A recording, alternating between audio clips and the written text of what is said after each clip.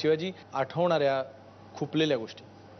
खुपल्या कुठच्याच नाहीत खरं सांगायचं तर. म्हणजे कारकिर्दीतलं जर विचारलंस तर मला खुपणाऱ्या काहीच नाही, कारण आतापर्यंत जो काय आलोय तो हसत खेळत रमत गमत आलोय. पण सगळ्यांनी बरोबर साथ दिली, योग्य साथ दिली, कोणी कधी अन्याय नाही केला? कधी नाही केला, कोणी अन्याय नाही केला. अगदी म्हणजे मी सांगतो की परमेश्वराचं खूप, म्हणजे मी एकटाच लाडका होतो की असं मला कधी कधी वाटतं. पण खुपतो जर म्हणशील तर मग सर्वसाधारण जे तुझ्या माझ्या आयुष्यात रोजचं जे पेपर उघडल्यावर वाचतो ते खूप खुपतं, त्याचा खूप त्रास होतो. आणि निकम साहेब त्या ह्याच्या गोष्टीची खूप जवळ आहेत. म्हणजे प्रॉसिक्युशन जे असतं ते यांच्या हातात आहे. म्हणजे हे जे स्कॅम्स एस्पेशली हे सगळे जे वरच्या लेवलची जे सगळे नेते मंडळी आहेत ती आदर्श घोटाळे करतात, आदर्श घोटाळे म्हणा, कॉमनवेल्थ गेम्स, तो अली नावाचा ग्रहस्थ ज्या 8 बिलियन स्विस बँकेत, हा पैसा कोणाचा? तुझा माझा सर्वसाधारण आपल्या माणसांचा. हे कुठच्या, हे खाऊन सुद्धा सही सलामत सुटतात. त्यांच्यावर कमिटीज बसवल्या जातात, ते कमिटीज सुद्धा त्यांच्याच. कारण अगदी तोंडावर सांगायचं झालं तर पैसा खालपासून वरपर्यंत पोचलेला असतो. त्याच्यामुळे कोणी तू आणि मी हेल्पलेस असं वाटायला लागतं. फार फ्रस्ट्रेशन येतं एक सर्वसाधारण. हेच खूपच असतं, बाकी नाही. मला आमचा देश इतका प्रचंड आणि ग्रेट आहे की हे जर नसेल, मी म्हणतो ह्याचं अर्ध जरी झालं ना तरी 10 अमेरिका खिशात घालून फिरू रे आम्ही. क्या बात आहे, टाळ्या झाल्या पाहिजेत. हे नाही झालं तर आम्ही 10 अमेरिका खिशात घालून फिरू. खरं खरं, अगदी खरं. फार फार त्रास होतो या गोष्टीचा. निकम साहेब, तुमचं खुपणं काय आहे? नाही, खुपणं म्हणजे समाजामध्ये जी गुन्हेगाराविषयी एक बागुलबुवा निर्माण करण्यात येतो आणि मी साक्ष दिली तर तो गुन्हेगार काय करेल, म्हणजे माझी निम्मी ताकद त्याला समजवण्यात जाते. काही करत नाही, तो गुन्हेगार आता मध्ये आहे, तू कशाला घाबरतो.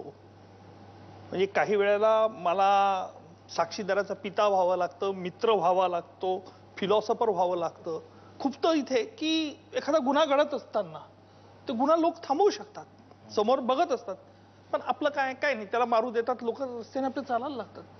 ही सर्वसामान्य जनतेमध्ये जी भावना आहे, या भावनेविषयी मला मोठं खुपतं. लोक हो, म्हणजे तुम्ही ज्या वेळेला आपण म्हणतो की आपले गुन्हे थांबवायचं काम हे एका इन्स्पेक्टरचं किंवा वकिलाचं आहे, तसं नसून ह्यांची तक्रार आहे की ते आपलं पहिल्यांदा आहे मग त्यांचं आहे. निश्चित माझ्या घराच्या शेजारी कोण राहतं, काय करतो तो, याचा पत्ता मला लागत नाही, तपास करत नाही आम्ही. आमच्या घराशेजारी काही वेळेला अतिरेकी राहून गेलेले आहेत, हे जेव्हा पोलीस पकडतात तेव्हा मला समजतं, अरे मग कुठे गेलं तुमचा शेजार धर्म. खेड्यामध्ये वातावरण असं नाही, पण मोठ्या शहरामध्ये मात्र दुर्दैवाने एकमेकाला समजून घ्यायचं नाही, सामंजस्य वातावरण नाही, आणि मग गुन्हेगारी वाढली आहे, वाढत चाललेली आहे, पोलिसांवरती दोष देतो. कशा करता? आपलं काय आपण योगदान करतो, अंतर्मुखाने विचार केला पाहिजे.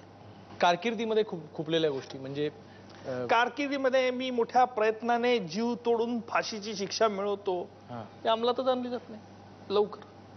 दयेचा अर्ज प्रलंबित राहतो.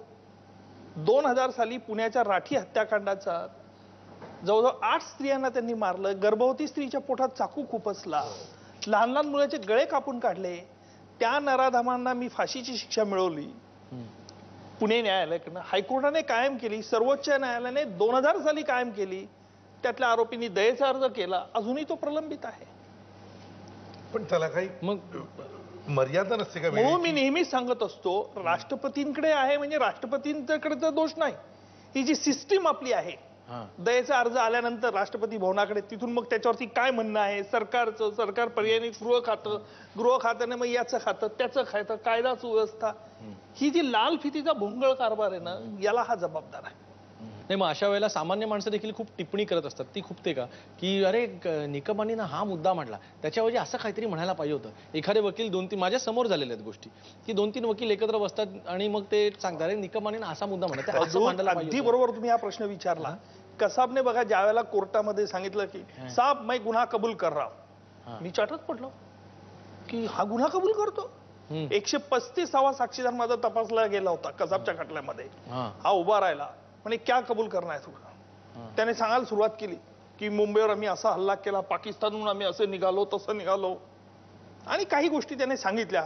विनोली चौपाटीला पकडले गेले, चौपाटीला पकडले गेले, असं गेले, इतके लोक मारले, CST म्हणजे VT स्टेशनवरती गोळीबार केला, इतके लोक मारले, एका पोलिसाने पकडलं, हे सर्व सांगितलं. न्यायाधीशांनी मला प्रश्न विचारला शेवटी की तुम्हाला कबुली जबाब मान्य आहे त्याचा, तुम्ही मान्य करत असाल तर मी इथेच खटला थांबवतो आणि जर काही शिक्षा असे ठोठवायची असेल ती ठोठावतो. मी सांगितलं मला मान्य नाही, मला हा याचा कबुली जबाब मान्य नाही. 2-3 कारणाकरता मान्य नव्हता. एक म्हणजे त्याने संपूर्ण कटाचा भाग सांगितला नाही, पाकिस्तानमध्ये कसा कट रचला. दुसरा, करकरे कामटे यांना त्याने मारल्याचं सांगितलं नाही. तिसरा भाग, स्वतःकडे तो मिनिमम रोल घेत होता, त्याचा जो साथीदार होता अबू इस्माईल याच्याकडे मेजर रोल टाकत होता. मी हे म्हणून म्हटलं मला मान्य नाही. मला कोणीही विचारलं नाही कोणी तुम्हाला का मान्य नाही, तुम्ही का कबूल करत नाही. पण लगेच ही तुमची आता चॅनल सिस्टीम सुरू झाली आहे ना, पॅनल सिस्टीम, चॅनल सिस्टीम माहितीये ना, मोठमोठे विद्वान बसवले जातात पॅनलवरती, चॅनलच्या पॅनलवर, आणि मग ते चर्चा करतात. मग मारे फौजदारी कायद्यातले विद्वान सांगायला लागले उज्ज्वल निकमाने चूक केली. तुम्ही बोललात ना तुमच्या सरकारने खुपतं का, उज्ज्वल निकमाने चूक केली, त्यांनी कबुली जबाब मान्य करून घ्यायला पाहिजे होता आणि मग शिक्षा झाली असती, कसाबला लवकर फासावर चढला असं. पण हे त्या बेट्यांना माहिती नव्हतं की कसाब काय कबुली जबाब दिला आहे, मी का मान्य करते हे न विचार करताना माझे व्यावसायिक बंधू देखील अकारण माहिती नसताना टीका करतात, तेव्हा कुठेतरी मनाला खुपतं. बरं शिवाजी, तुम्हाला 2 वेळा स्क्रीन अवॉर्ड्सनी हुलकावणी दिली, हे खुपतं का कुठे? नाही. 2 वेळेला डिक्लेअर झाली होती, हो, पण नाही मिळाली. नाही खुपत मला. कारण तिथे अवॉर्ड जे हिंदीचे जे अवॉर्ड्स आहेत ते सो कॉल्ड जे स्टार्स त्यांची तिकडे अटेंडन्स असावा लागतो, ते असले तर त्यांनाच दिलं जातं, एक कलाकाराला नाही दिलं जात. त्याच्यामुळे मला खूपच नाही, हे मला माहित आहे.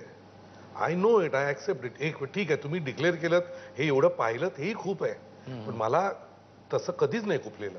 उलट मला जास्त आनंद माझ्या या मराठी चित्रपटांचा आणि मराठी नाटकासाठी, त्यानी मनीसाठी जे महाराष्ट्र राज्याने मिळाले. आय जेन्युनली एन्जॉयड परफॉर्मिंग, ते सिनेमा करताना आणि ते नाटक करताना. त्याचं मिळालं तर त्याचं जास्त अप्रूप मला आहे, हिंदीचं नाही. ऑनेस्टली बिलीव्ह मी, मराठी आहे खरं बोलतो. क्या बात, क्या बात, क्या बात.